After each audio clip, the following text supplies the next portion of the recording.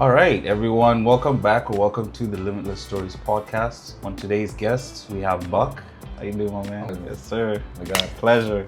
We're having the first episode that's being recorded in real time, and Buk is someone who's blending music, tech, and community in a way that's shaking up how artists and fans connect. Buk is the founder of Holdr, a platform that's reimagining what it means to be a part of an artist's world. Today we're going to dive into his personal journey, the why behind Holdr, and just the lessons he's learned about leadership, well-being, and building lasting connections.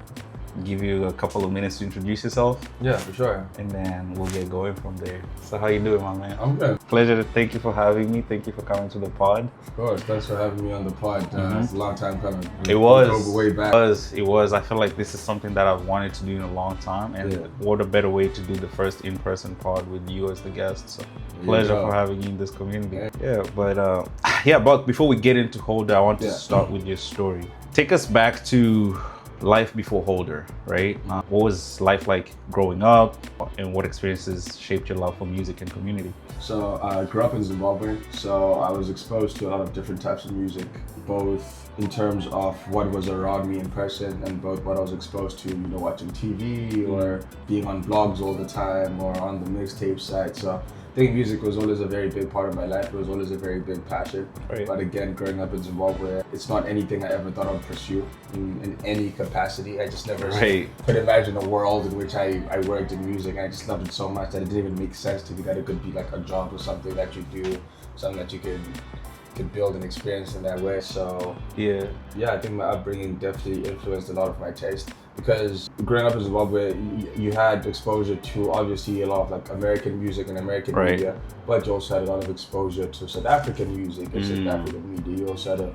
a lot of exposure to a lot of British media and British music as well, since Zimbabwe was a British colony. So I think that there was a lot of different elements musically that I was exposed to. As I go on this journey, as I've embarked on this journey, I realized how much of an advantage it was being exposed to so many different genres. Music. Right. Yeah, different genres, different sounds, to seeing how the different artists navigate things. What does it mean to be a superstar in South Africa versus what does it look like being a superstar in America? And all of these things, you just like watch it from the outside.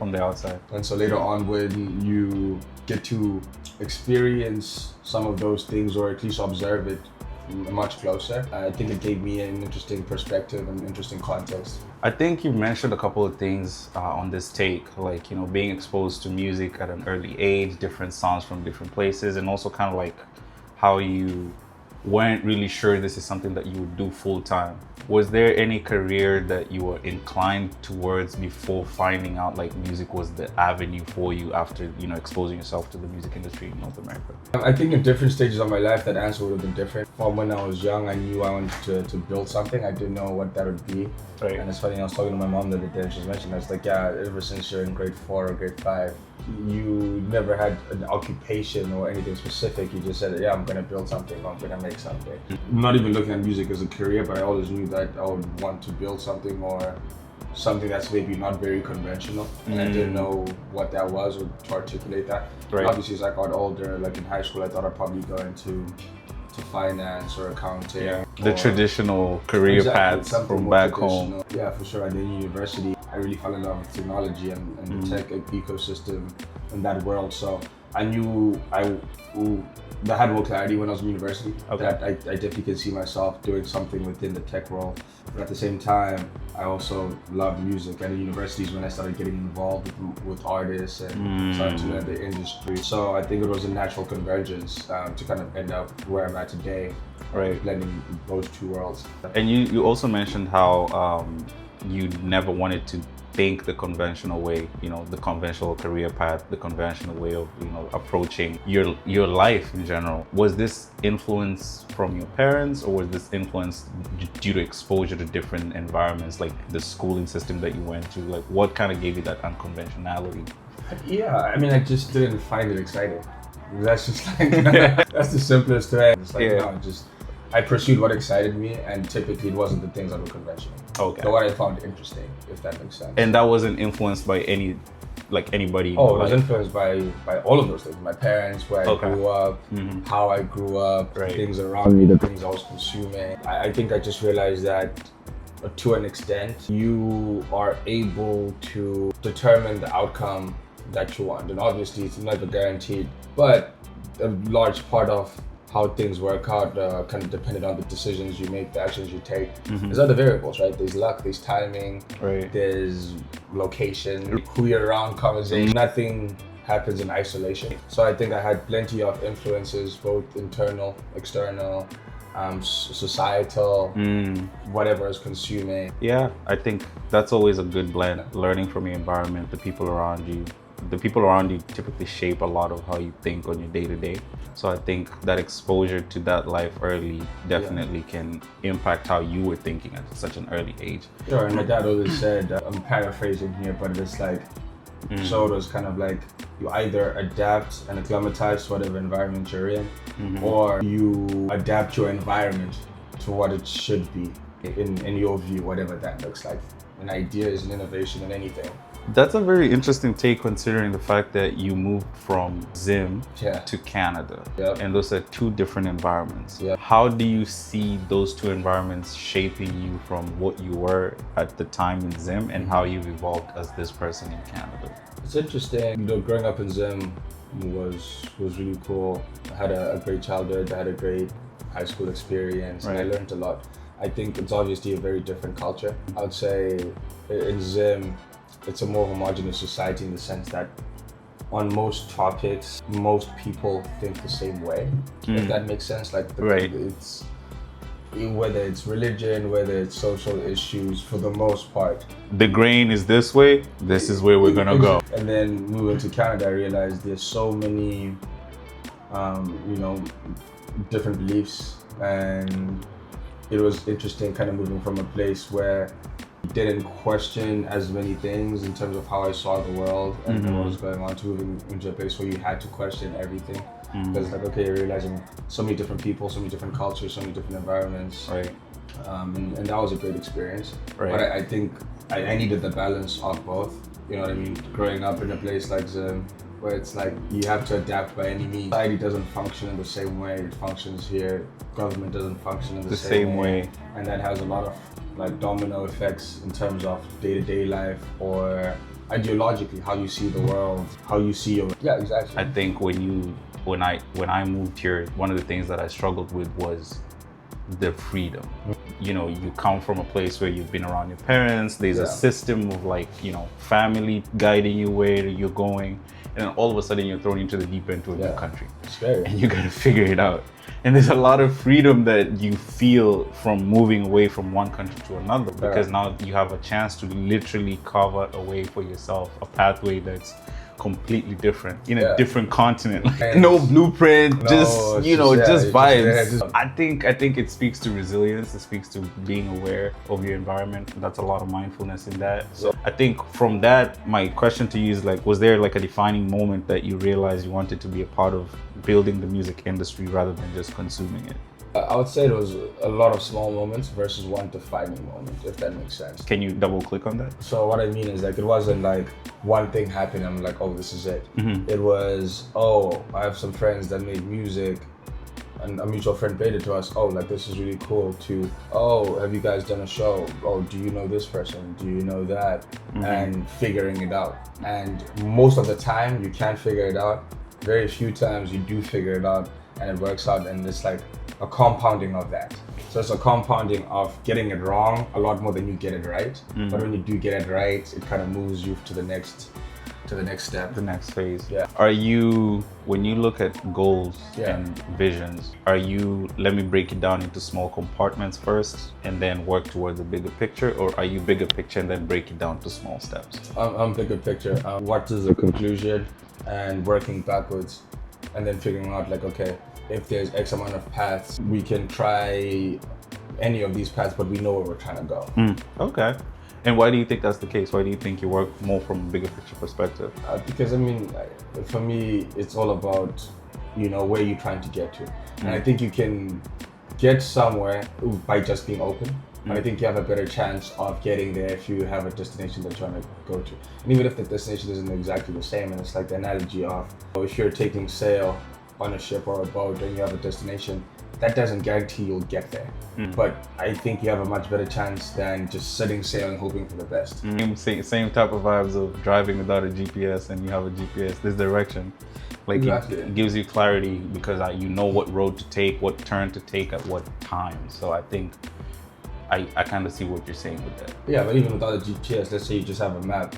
But I also imagine that even just by virtue of knowing what direction you want to go, you're better off knowing the direction versus just getting in a car and just hoping for the best. Right. Hoping to end up somewhere. So I think the more you can define where you want to go, the higher the chance that you can get there. Right. Which isn't to say that it's guaranteed or that someone can just get on the road and get lucky and get there too.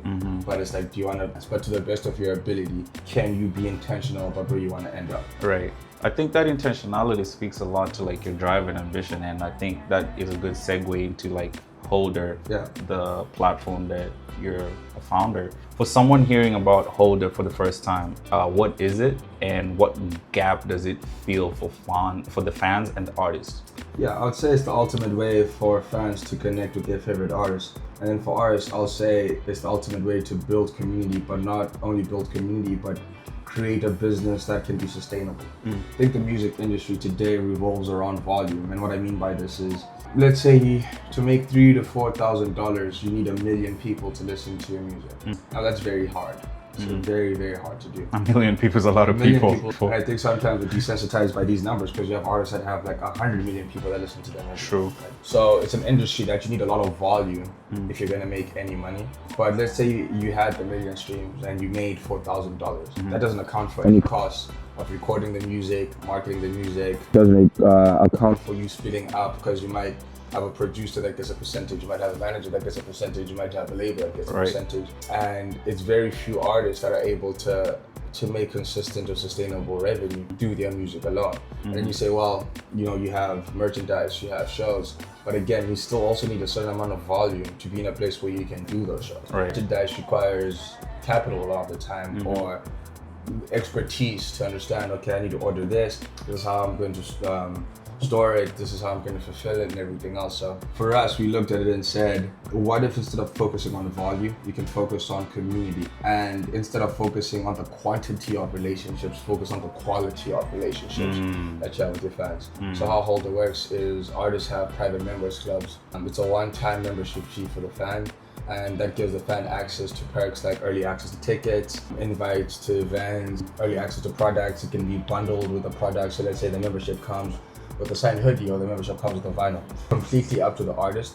But now you have this symbiotic kind of relationship where the artist is generating revenue, but the fan is getting value. And they're getting rewarded for being there early by getting all of these like perks and access and sometimes discounts or whatever else the artist wants to offer. Not only that, the fan can hold their membership, hence the name Holdr, or sell it. Right, so it creates a system that incentivizes fans to support artists and incentivizes artists to add value to their top community of fans. Versus trying to get millions of people to listen to your music, get your core community to really align with what you're doing, and then beyond the 1,000 members, we centralize everything. So the artist's products, tickets, music, social posts, everything all in one, making it easier for any fan, even if they're not a member, to kind of keep up with what's going on. Okay, I think there's a couple of things I'm picking up from this, and I'm curious to like double click with you on this. Like it feels like you're tapping into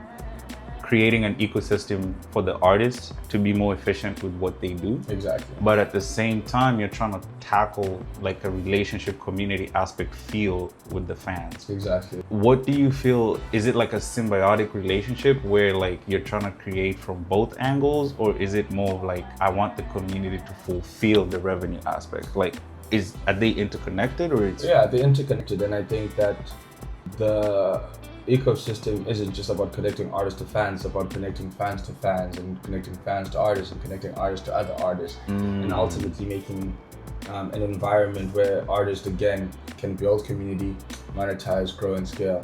Fans can get rewarded for supporting early, get access, and have a convenient experience when trying to either like listen to music or find artists or support artists. Can you share a real example of how an artist has used Holdr to create a deeper connection with their audience? Yeah, I'll give you two examples. Maybe one that's revenue based and one that's more quantitative. Right. The different angles, yeah. So when we first launched Holdr, we did a beta, and on the beta we limited how many memberships an artist could sell. So we limited it to 50 memberships, and the first Holdr membership we launched, the artist made 1,000 from their 15 fans, but there was an additional, call it $1,500 in people that wanted to buy memberships, but again weren't in the top 15. If that makes sense, because it's a bid system. An artist will just set a minimum price, and then the fans bid on it. So if the artist says, hey, the minimum price is $100 or $150, it's 15 memberships, and then other fans can bid and say, hey, I want to bid 150 because I want to own membership number 1, or I own membership number 5, so I'm going to have the 5th highest bid.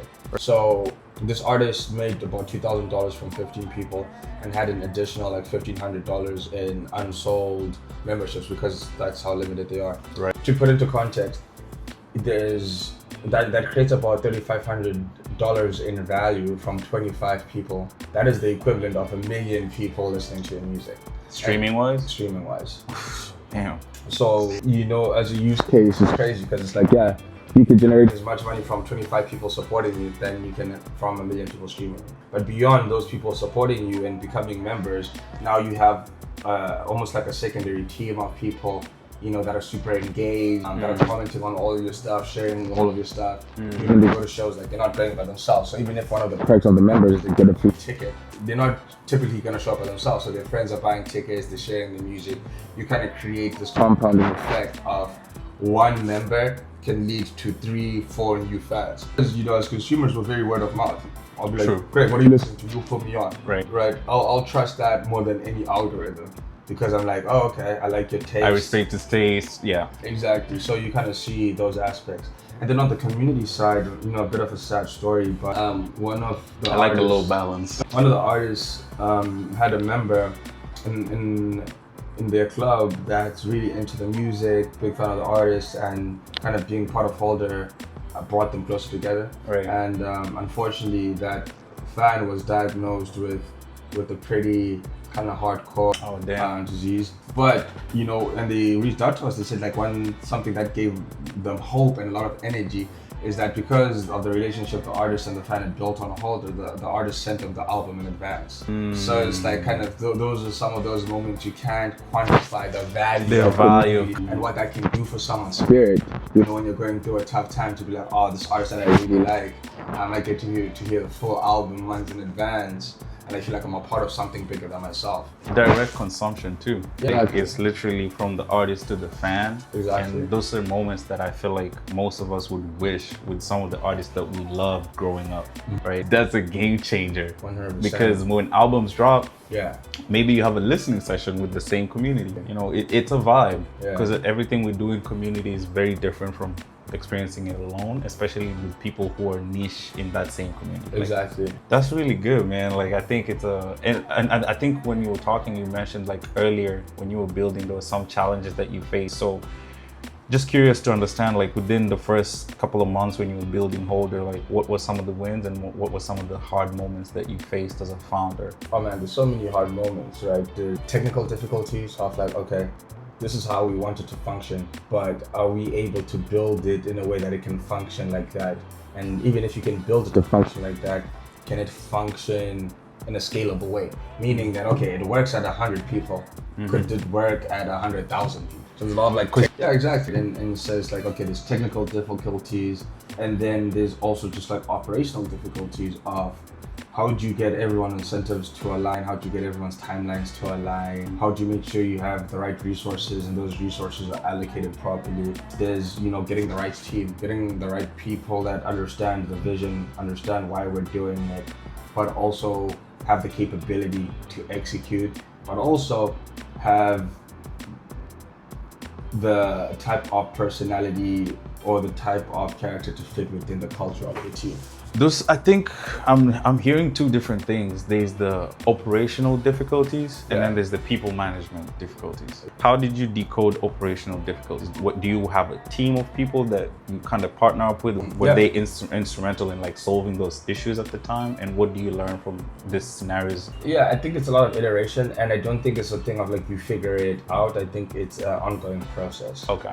Yeah, it's ever evolving, because as you scale, whether you're adding more artists, more fans, more people to the team, more partnerships, it's going to require a different level of operational capacity than it did before. So I don't think it's like a start to finish, oh, now we have the operations figured out. Right. Because every single day you need to iterate on that and make sure that it's adapting to the stage of growth that you're in. And that is a lot simpler than the people part. The people part. Let's get into the people part, because I think as a leader of a company, there's always personality challenges. Yeah, for sure. Work ethic, like different culture, coming from different environments. What are some of those lessons that you're learning as you're navigating people management? Man, so many lessons. Well, I think number one, it's kind of talking about the direction thing, is to have a predetermined idea of what type of person is needed on the team. So similar to what we're talking about like to start off with the end destination in mind. I think it's important to know what type of person you're looking for versus finding a person and then adapting them to that. Interesting. And I think that's kind of been a big learning lesson. That's just one example. And again, it's, people are everything. That's business. Business is people. There's a lot of complexities that come with people. There's a lot of variables, and people aren't static. Things change, right? When we start, you might be in this stage of your life, and then in a few months you're in a different stage of your life, and that obviously has an impact on your work or your time or your efficiency and all of these things. So I think it's just kind of staying in constant communication, having constant check-ins to make sure the values are still aligned, the priorities are still aligned, and the commitment is still aligned. And also not making it a situation of how you operate and how you think on other people, but understanding, okay, again, what's required, does a person have what's required, is this a fit for them, and is this a fit for us?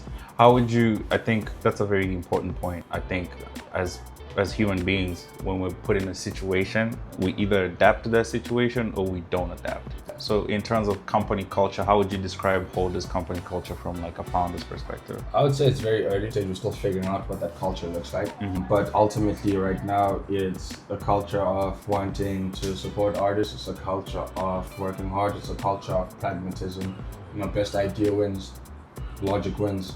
Trying to eliminate ego as much as possible, and it's just like, hey, if anyone has a better idea, if they can explain that idea and the logic checks out, that's what we'll try. We believe we should go in this direction, and this is why we should go in this direction. Sometimes it might not be a way to measure it, but that's kind of where you have to trust your intuition, and you have to have conviction in what you're doing and what you believe. And again, you have to be willing to fail. You have to be willing to get it wrong to be able to eventually get it right. Right. And I think that speaks to the position of a leader, right? Like the leader is the one who takes the blame if a certain decision cannot be congregational. It boils down to you now to say, okay, I think this is the way to go. Exactly. And you have to live with that decision. Because I feel like, every big idea has its challenges, right? And I think when you're gunning for something very ambitious, you have to be ready for those difficult moments. And you're going to have more difficult moments than good moments. The majority are going to be difficult. And that resilience is what separates the great from the... Yeah, because sometimes success just comes down to how much were you able to endure. Plain and simple. Plain and simple. It's like, were you able to hang on long enough to eventually get it right? So like when you're talking about these difficult moments, right? Yeah. That you face more often than the successes that we tend to showcase to the world. What does mindfulness look to you as a leader? Like when you're going through these high pressure situations, how do you handle those situations from a mindful perspective? I think just finding clarity. I think finding clarity, taking a moment to really think through ideas and be comfortable with the potential outcomes you can foresee. So if something doesn't work out, it's not a surprise. Operating as if every idea or everything will work out the way you think it will. I think clarity is less about the situation and more about your process. Every situation is going to be different. So there isn't a thing of like, okay, this is how you create clarity on the situation. I think you find a process that works for you. For me, it's thinking about it. It's talking to people that that I hold in high regard in terms of their ability to think and how they look at problems. It's doing research, and sometimes it's just what is the feeling and how strongly do I feel about that feeling, and also stepping back and understanding my own bias about that. So I think it's that process of like, okay, let me think about it, let me talk about it, let me try and determine if I have any bias or what might be pushing my decision.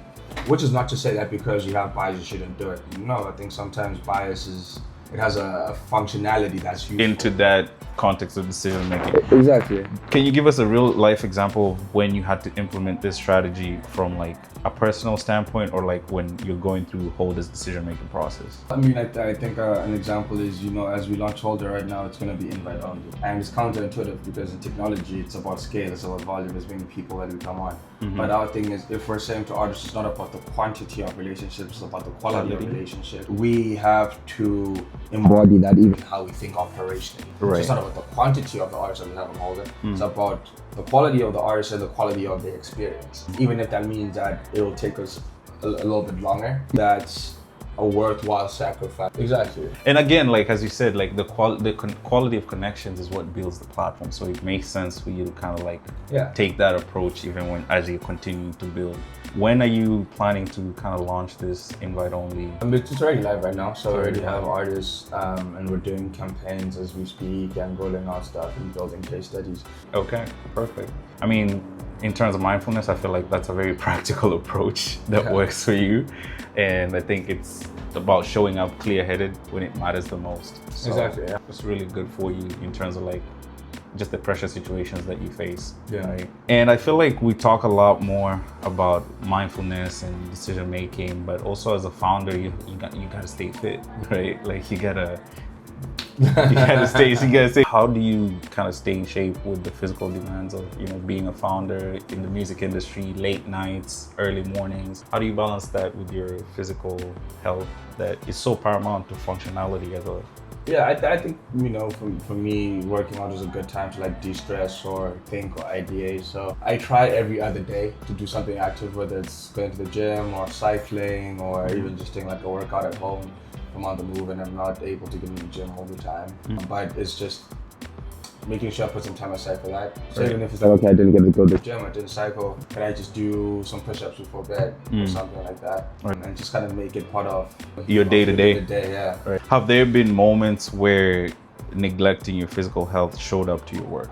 Yeah, I would say so. Okay. I kind of like just pick out a very specific moment because again, every week is different, but definitely I feel the difference in productivity when I'm more active, more energetic, more sharp. Does that impact your relational capability with your workers, or it's more about just like your energy levels as a person?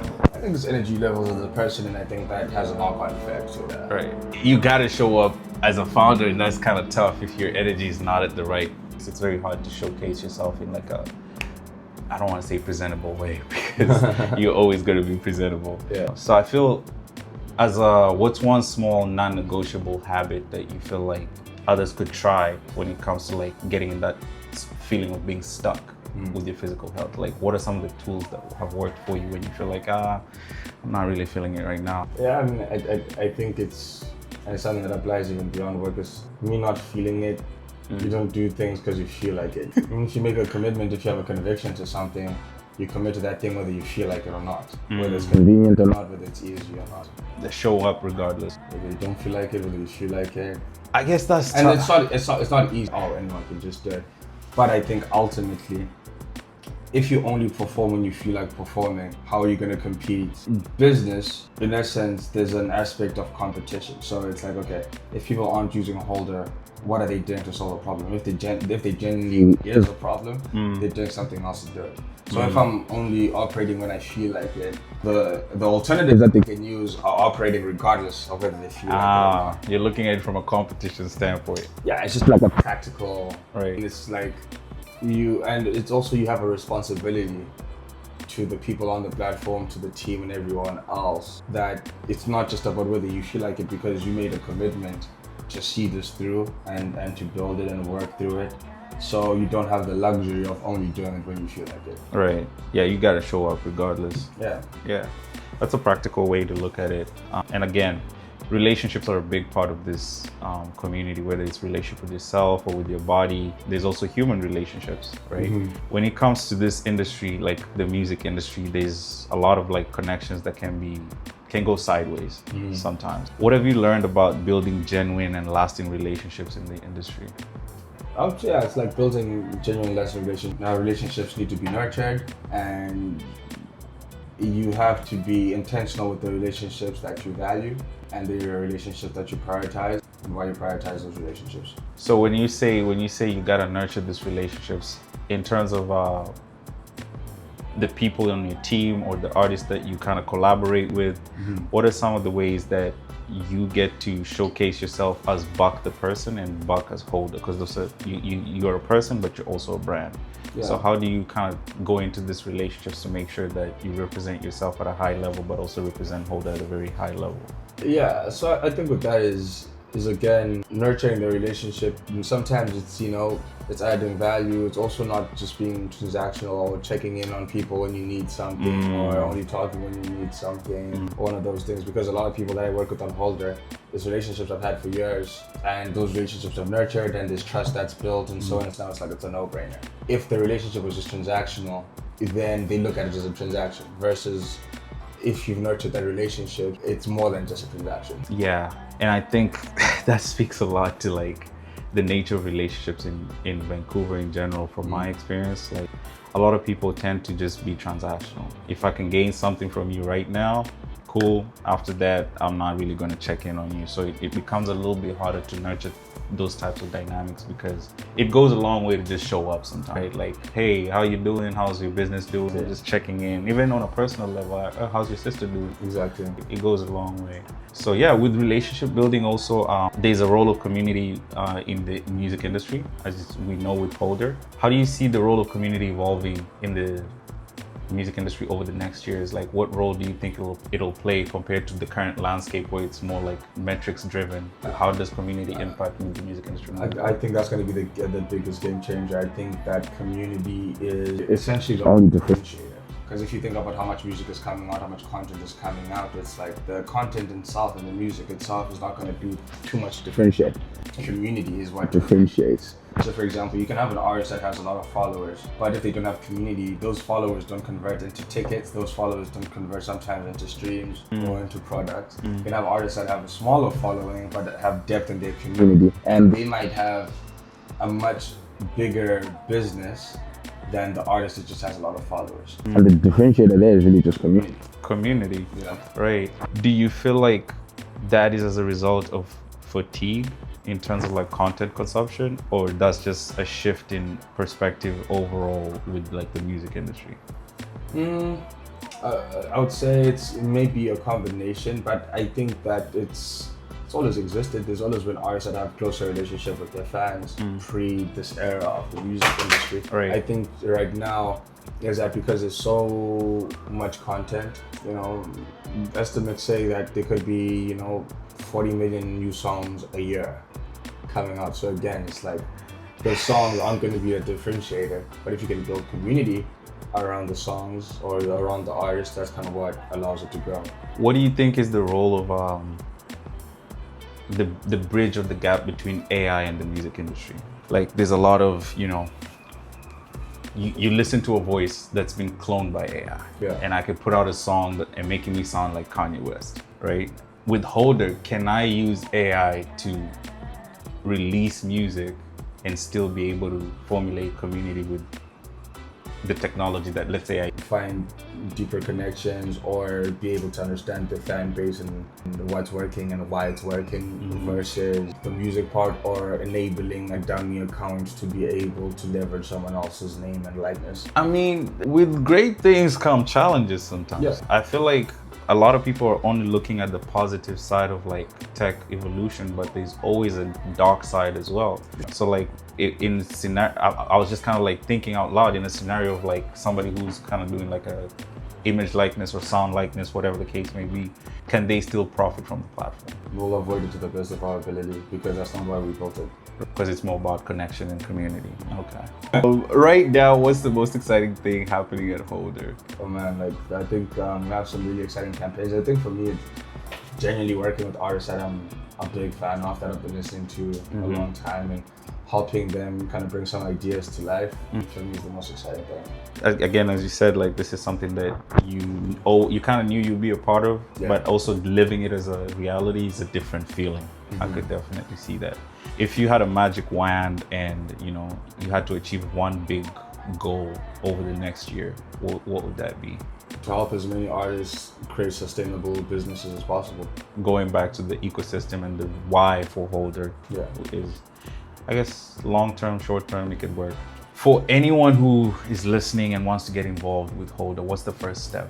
Yeah, just check it out, holdr.com, HOLDR.com. Find us on socials. Yeah, and reach out and connect, and always open to chatting and collaborating. Make it sound like they could just find you on the street.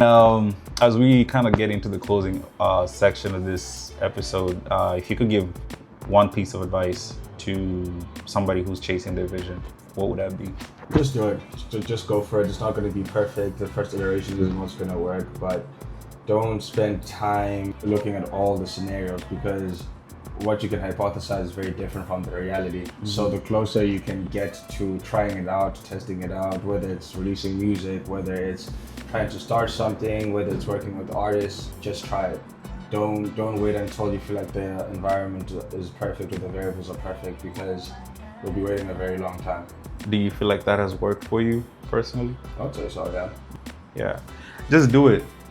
You can't control a lot of things, but you can control your effort and your attitude towards everything that you do. Exactly. So I think it's very self-explanatory if you just go out there and do it. Just try it and just do it, yeah. If you look back at your journey from the beginning to where you're at now, what's the one word that could summarize that journey separate from just doing it? Well, that's tough. Exploration. That's more than one word. So why exploration? You take that back. It's curiosity. Curiosity. Why do you feel like curiosity is the word that came into mind? Because everything that I've done came from a genuine curiosity. I was like, why is the music industry like this? Why are there no record labels in Vancouver? Why can't you start something like this? Why are the economics working like this? And just having that genuine curiosity and pursuing those curiosities, I think has, kind of led me down the path that I'm on. Yeah, so for anyone who's listening, you encourage them to be curious about their craft or whatever it is that they're trying to get their mind into. Exactly, and follow their curiosities, right? It's one thing to be curious, but it's a different thing to take action based on that curiosity. And when you're following this this journey of curiosity, when challenges arise, how do you navigate that from a personal standpoint? It depends on the challenge, but again, clarity and community is big. You navigate it by having great people around you as much as you can, but to the best of your ability. Clarity, community, commitment. Right. The 3 C's: clarity, community, commitment. Buk.cc is the handle at Instagram. And also, like, being from Vancouver, as you said, there's no record labels and there was nothing, and that curiosity has led you to create like one of the biggest ones in the cities. What's your overall outlook on the city's music culture and how things can evolve over the next couple of years? Yeah, lots of great talent, lots of smart people. I think the infrastructure is needed for it to continue to grow, and I think once that's there, Vancouver will thrive. City, man, this is the city we call home. Man, Buk, it's been a rich conversation, from roots to vision to the future. For everyone listening, check out Holdr. It's a platform that artists and fans connect. Very organic, very community oriented. You can also follow Buk on all socials, and remember, everyone's story is still being written. Thank you for coming to Limitless Stories, and appreciate you, Manji. Thanks for having me. Yes, sir.